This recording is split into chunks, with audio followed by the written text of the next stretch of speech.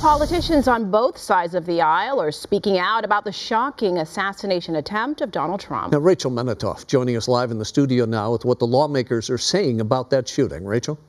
Rick, Karine, good evening to you both. There has been universal condemnation of the attempted assassination and the assailant resorting to violence against former President Donald Trump.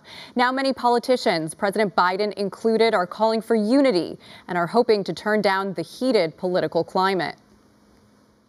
I want to speak to you tonight about the need for us to lower the temperature in our politics. President Joe Biden speaking from the Oval Office Sunday night, saying we need to, quote, cool things down in the aftermath of the deadly shooting at former President Trump's rally in Butler, Pennsylvania. An American citizen killed while simply exercising his freedom to support the candidate of his choosing.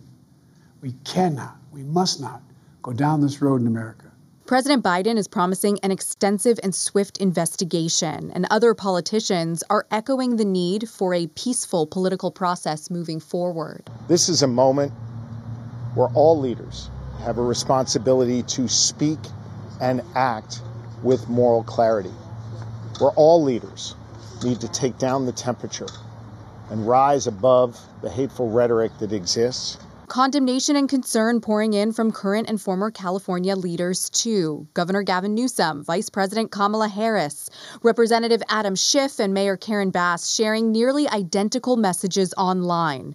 All say political violence has no place in our nation and sent their good wishes to former President Trump in his recovery. There have been claims on both sides of the aisle that political rhetoric and name-calling has gone too far. Republican political strategist Matt Klink is critical of President Biden's remarks at a campaign event 24 hours prior to the shooting, saying he went after Trump the person, not the politician. Political rhetoric certainly does have the power to motivate people, and anger is the most powerful emotion. So I think temporarily it may calm the rhetoric, but in the long term, no. People will ramp it back up if that's what they think that they need to do to win.